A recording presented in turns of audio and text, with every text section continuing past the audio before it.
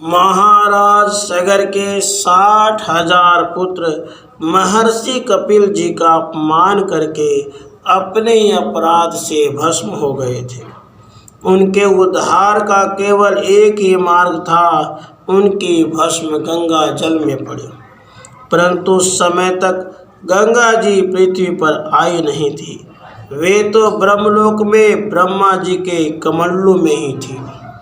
सगर के पुत्र अंशुमान ने उनको पृथ्वी पर लाने के लिए तपस्या प्रारंभ की और तपस्या करते करते ही उनका देहावसान भी हो गया। उनके पुत्र दिलीप ने तपस्या करके पिता के कार्य को पूरा करना चाहा, किंतु वे भी असफल रहे। उनकी आयु भी तपस्या करते करते समाप्त हो गई। दिलीप के पुत्र भगीरथ ने जैसे ही देखा कि उनका ज्येष्ठ पुत्र राज्य कार्य चला सकता है, उसे राज्य दे दिया और स्वयं वन में चले गए।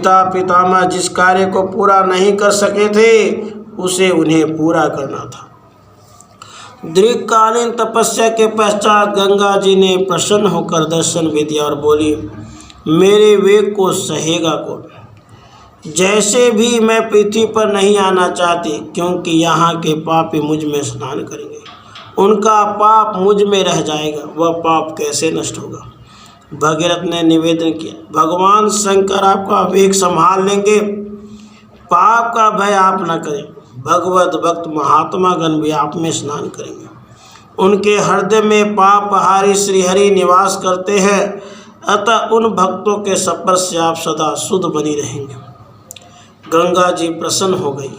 भगीरथ को फिर तपस्या करके शंकर जी को प्रसन्न करना पड़ा।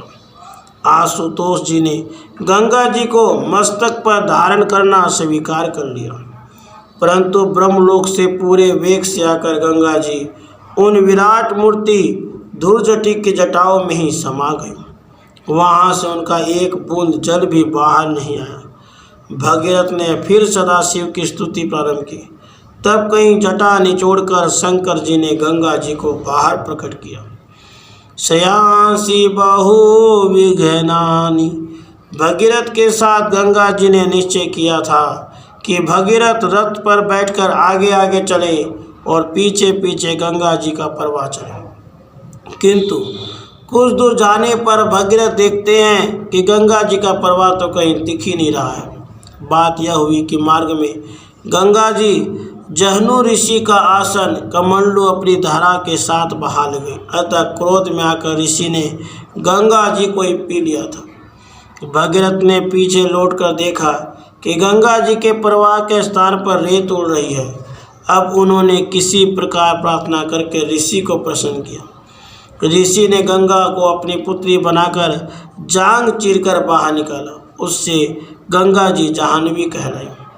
भगीरथ की तपस्या, श्रद्धा, धैर्य और उद्योग के प्रभाव से उनके पूर्वज सगर के पुत्रों की भस्म गंगा जल में पड़ी। वे मुक्त हो गए, साथ ही संसार का अपार कल्याण हुआ। परम पावन गंगा प्रवाह मर्त्य लोक के प्राणियों के लिए सुगम हो गया। राधे कृष्ण राधे।